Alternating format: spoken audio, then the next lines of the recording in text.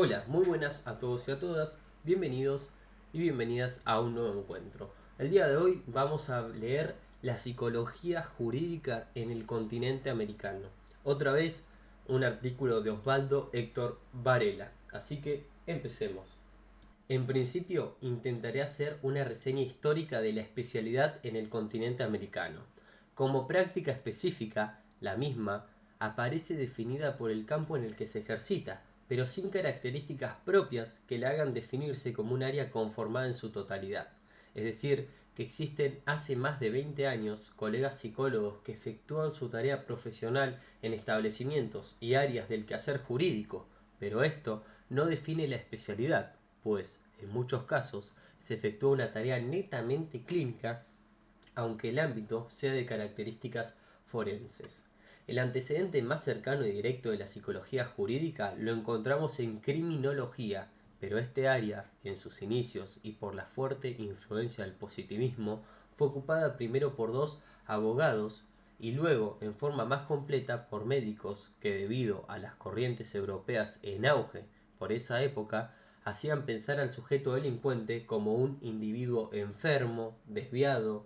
atávico, con un desarrollo psíquico primitivo. Es de hacer notar que las teorías antropomórficas se establecieron con mucha fuerza en Latinoamérica y su influencia es muy difícil de modificar, aunque sea a través de conocimientos más modernos, pero también es cierto que teorías como esta encajaban perfectamente con la formación y conocimientos de estas profesiones y les habilitaba un espacio de poder y privilegio en la estructura judicial.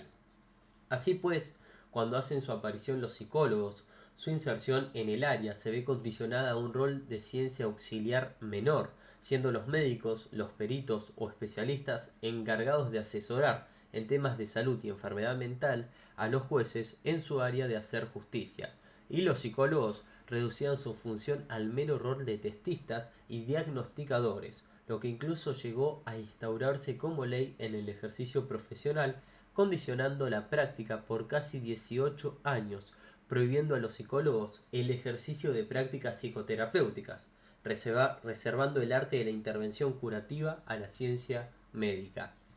Y a pesar que en la actualidad esta situación se ha revertido desde la legislación, aún existen poderosos focos de resistencia que en distintos ámbitos continúan condicionando el actuar psicológico, tratando de mantener su sometimiento. Podemos citar como ejemplo un gran número de juzgados a nivel provincial e incluso en la justicia nacional en la República Argentina que solo solicitan estudios psicológicos a los médicos forenses o legistas con especialización psiquiátrica, que integran los diversos cuerpos médicos forenses de la justicia,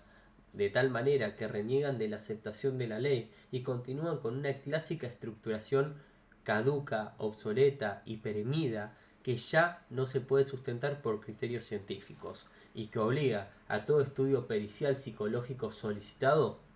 por los magistrados debe pasar primero por los médicos forenses, los cuales evalúan la derivación o no del mismo a los servicios psicológicos, que no está de más decirlo, aún no lograron su carácter de cuerpo, ni su aceptación como profesionales independientes dentro de estos. Además, tampoco los psicólogos pueden aconsejar la internación de sujetos alienados, sino que en esta sugerencia debe ser refrenada por un médico, sin importar la especialización de éste, no sea la psiquiatría y poco tenga que ver con la misma.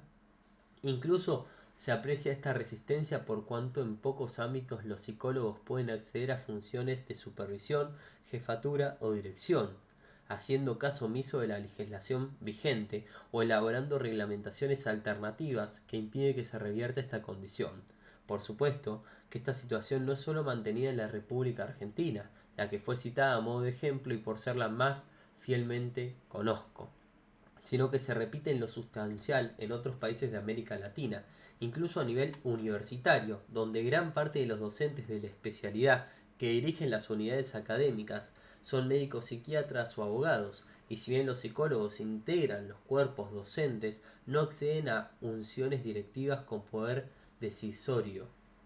También es justo decir que entre otros ámbitos donde se desarrolla la actividad penitenciaria o minoril, si bien en una situación primaria se intentó repetir el sometimiento de la especialidad, en la actualidad paulatinamente está desapareciendo, y entre los factores que seguramente ayudaron a que esto suceda ha sido la presencia numérica, la capacitación específica universitaria de grado y posgrado, la ocupación de puestos directivos que por estructura están contemplados y como factor fundamental la demostración en la práctica diaria específica de la formación y utilidad de los conocimientos que los habilitan como especialistas en los temas de salud mental.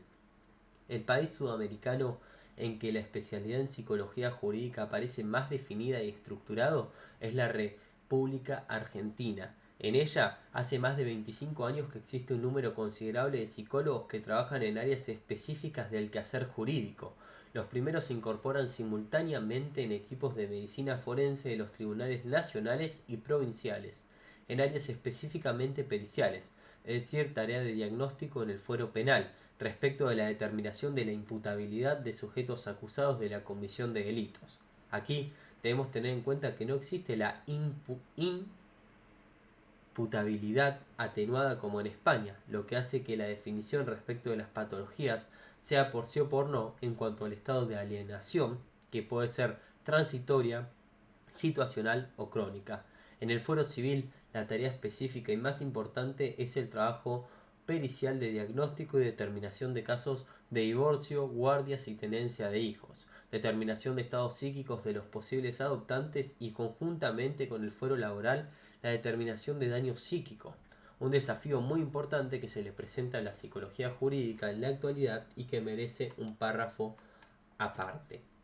La tarea del perito consiste en la determinación de la lesión sufrida como causa concominante del accidente protagonizado y el porcentaje cuantitativo de disminución producida en el sujeto querellante. En cuanto a esta determinación en lo somático, o sea en lo físico, no crea problemas severos, dado que es relativamente fácil determinar si la lesión es consecuencia directa del accidente, y en cuanto a la disminución porcentual, tampoco crea agudas dificultades, dado que conocido el porcentual físico de óptimo rendimiento del individuo, se establece arbitrariamente un valor numérico, y tabulada cada parte del cuerpo en una suma total de 100%, solamente bastará restar el porcentaje de disminución que marque esa tabla y se sabrá el deterioro provocado con la lesión y la correspondiente indemnización económica que se establezca. Por ejemplo,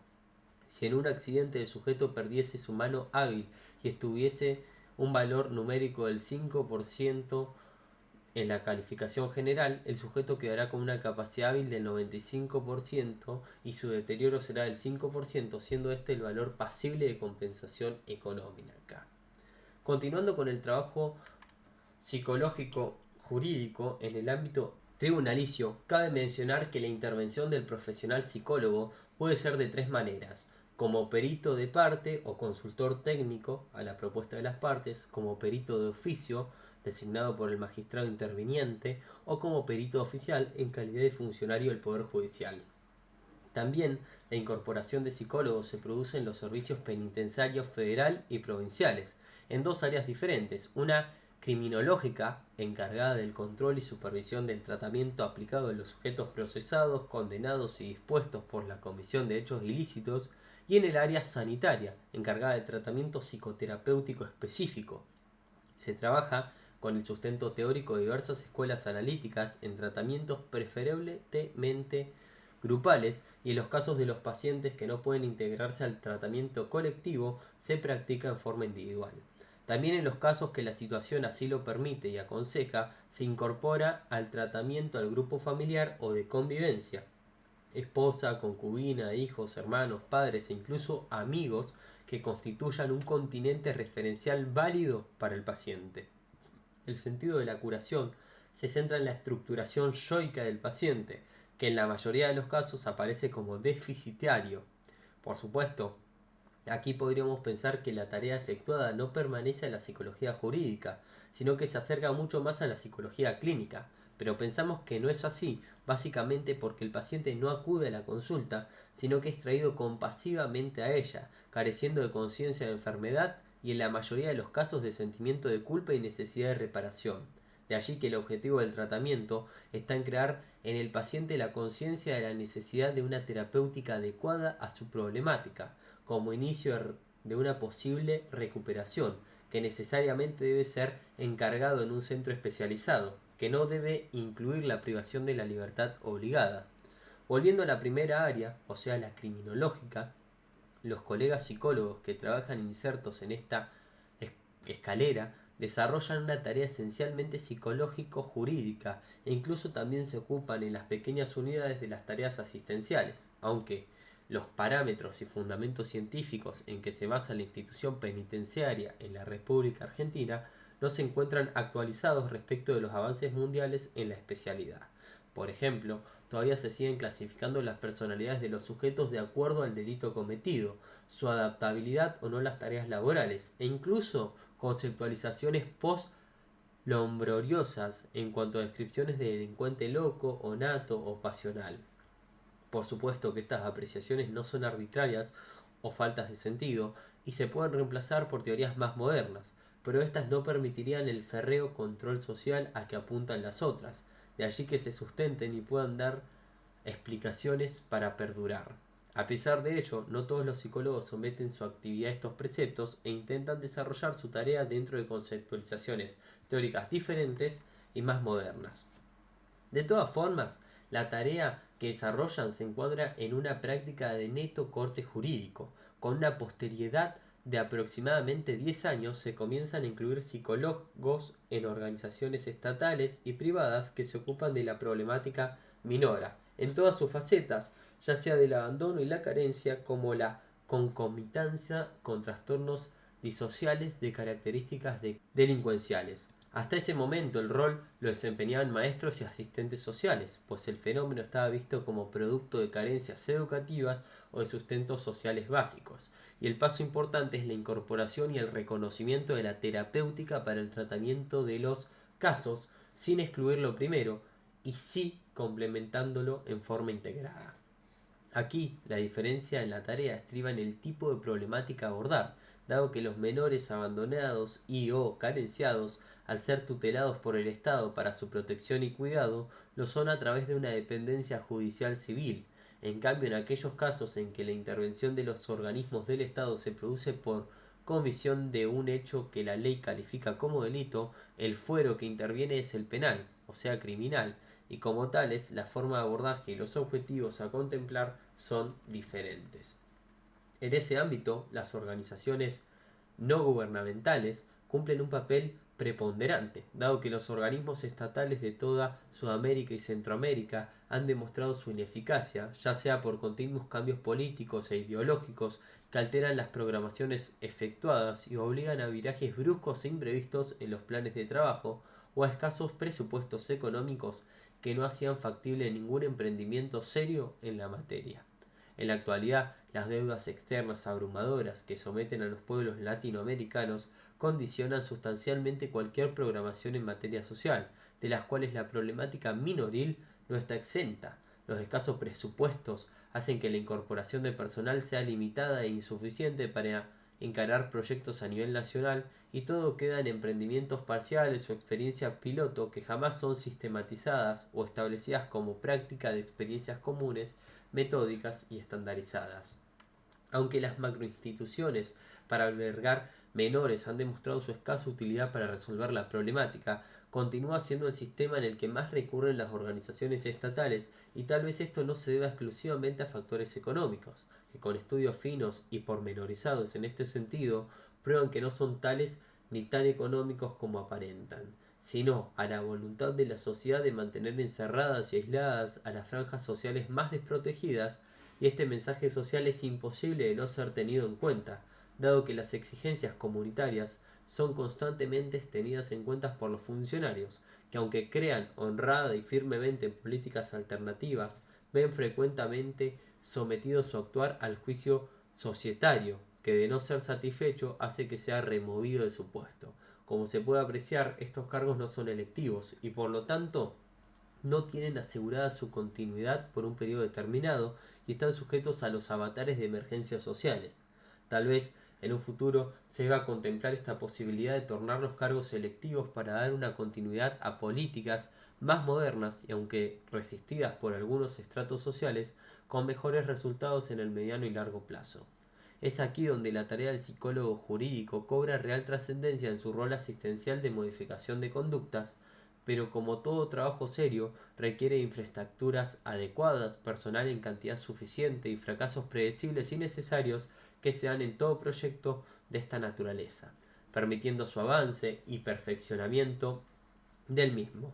Pero, al no contar con estas posibilidades descritas, debemos utilizar la inteligencia y la inventativa para procurarnos alternativas válidas. Así pues, la cantidad de profesionales necesarias para un proyecto de esta naturaleza fue obtenida a través de los convenios con diversas universidades que aportan alumnos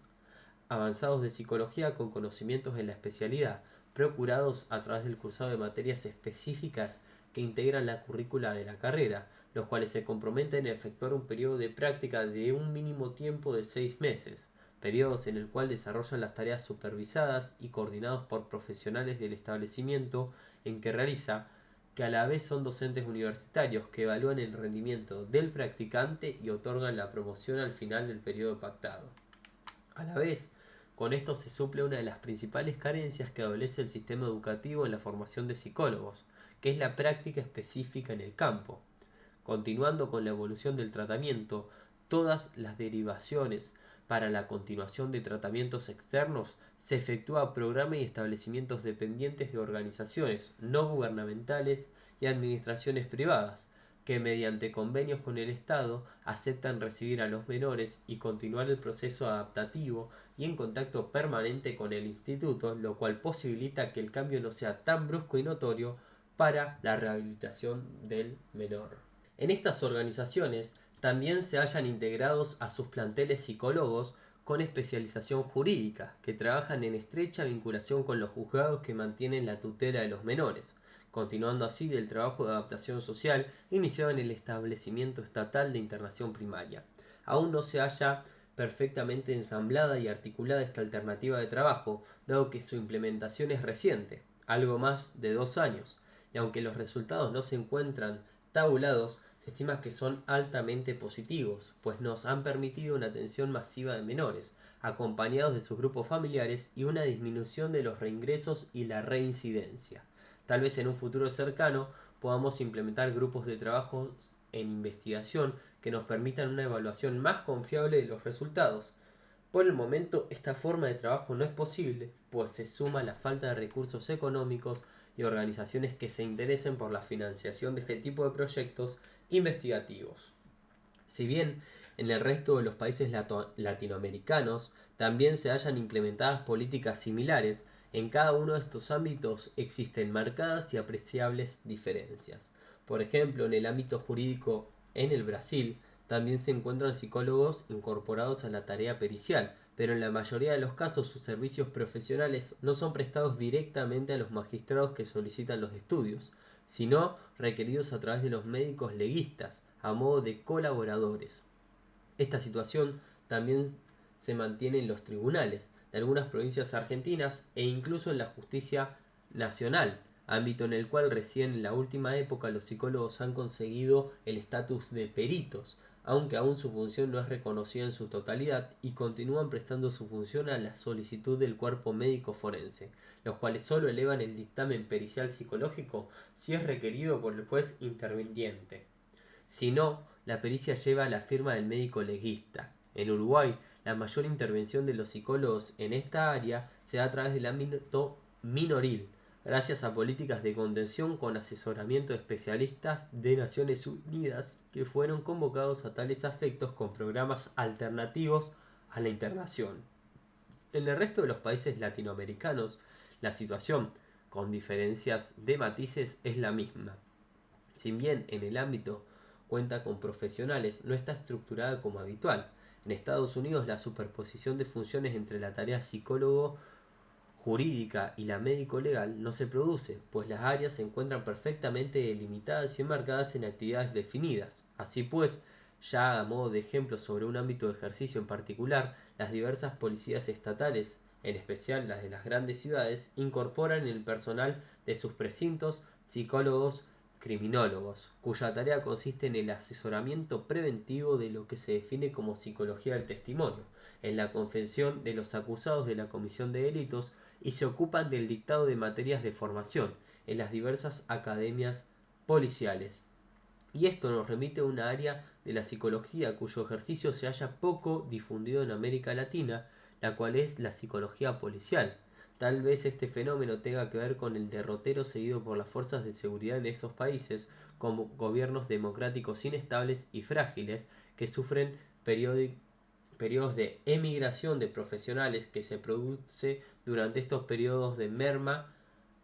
que merman la capacidad formativa de la educación superior. A la vez, la formación que reciben los cuadros policiales en estos periodos es de neto corte militar, creando una desconfianza manifiesta hacia los profesionales civiles, y esto hace que el trabajo conjunto diario se dé en una distancia entre ambos, que se torna muy dificultosa en la tarea común. Tal vez sea esta la razón por la cual los profesionales psicólogos que se hayan incluidos en reparticiones policiales circunscriben su tarea a la selección del personal a incorporar, no teniendo injerencia en los ascensos y promociones del cuerpo, ni tampoco en la tarea policial específica centrada en la seguridad metropolitana. Si bien esta función existe en Estados Unidos respecto de su incorporación en los ámbitos policiales, esta no se produce en las unidades carcelarias y tal vez sea porque sus conceptos de socialización no incluyen la intervención psicológica, por lo menos en lo que respecta a las cárceles de máxima seguridad, dado que los criterios de extenuación se basan en la libertad asistida.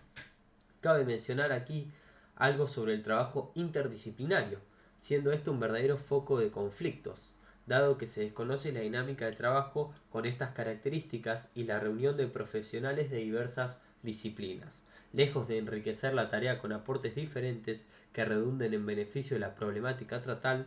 provoca una suerte de rivalidad y lucha por imponer el punto de vista de determinada ciencia sobre otra. A pesar de lo expuesto, últimamente se ha comenzado a ensayar la tarea transdisciplinarias con coordinadores de grupo y trabajo aislado que se procede a integrar en un segundo momento, pero aún no es posible aventurar resultados.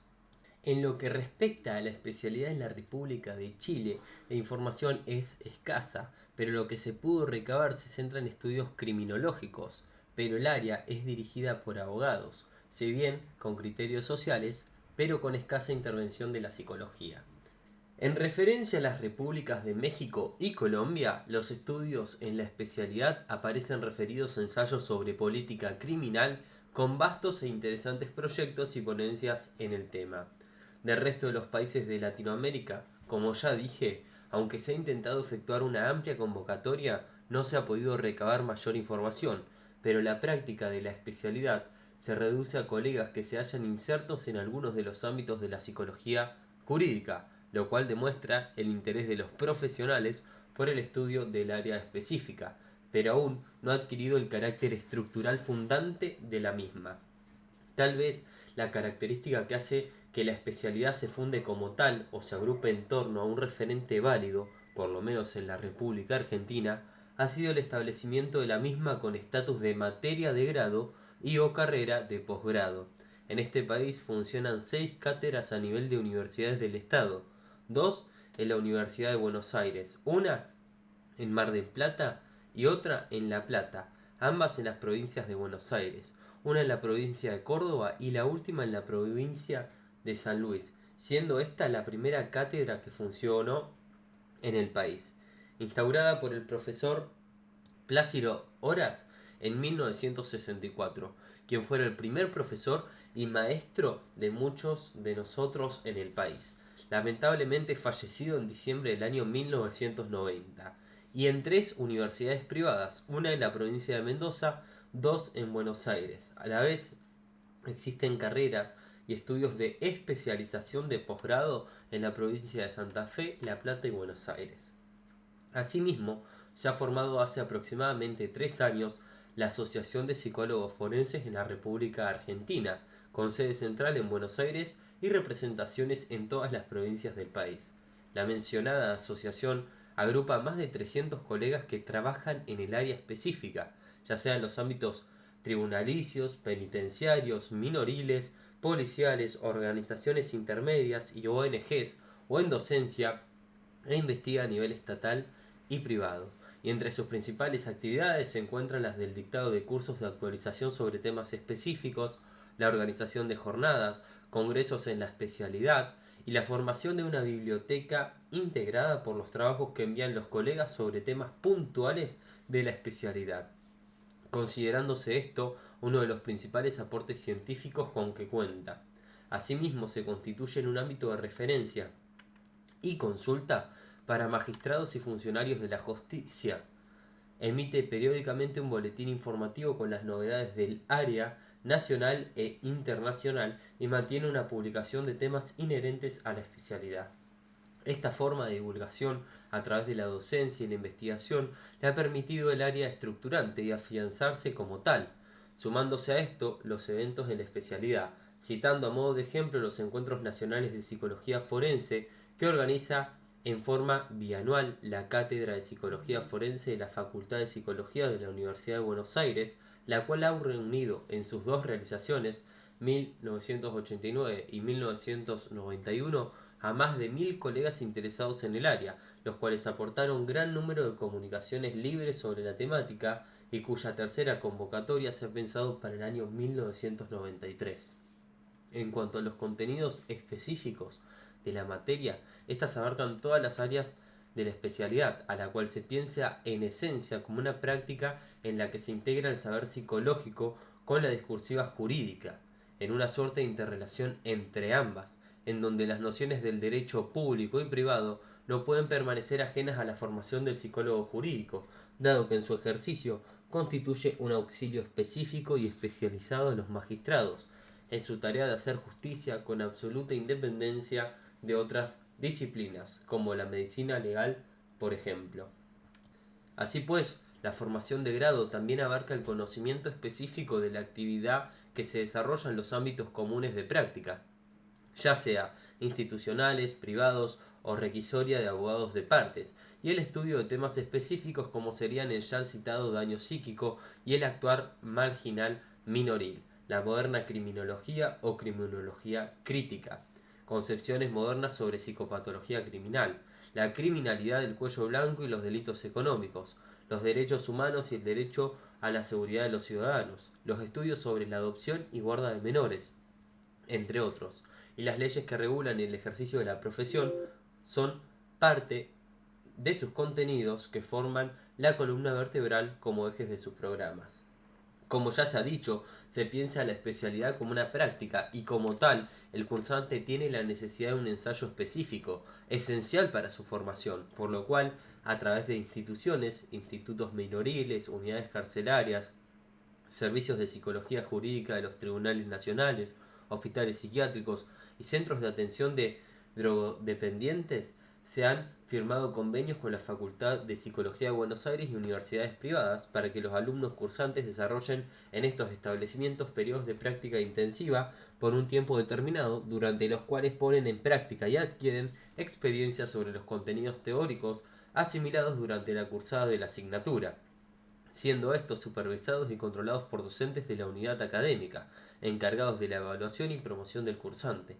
A la vez, y como servicio comunitario, la Facultad de Psicología de la Universidad de Buenos Aires ha implementado la formación de un gabinete pericial al que los diversos juzgados de los distintos fueros de la Nación y Provincia de Buenos Aires recurren solicitando informes periciales psicológicos, ocupándose al mencionado gabinete integrado por profesores de las cátedras específicas y alumnos de las materias, de las entrevistas periciales y la confección de los informes de los estudios requeridos, entregados al magistrado solicitante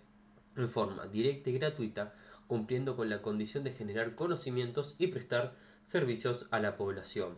Creo importante, como consideración, hacer notar a los colegas psicólogos que trabajan en el área la necesidad de profundizar estudios científicamente serios y confiables, que ayuden a crear la conciencia de los magistrados y funcionarios de la real capacitación psicológica en el ámbito y la necesidad de contarnos en los planteles de asesores y peritos con el real estatus que la ciencia posee, sin sometimientos a otras disciplinas que carecen de formación específica. A través de la presente ponencia he tratado de volcar en forma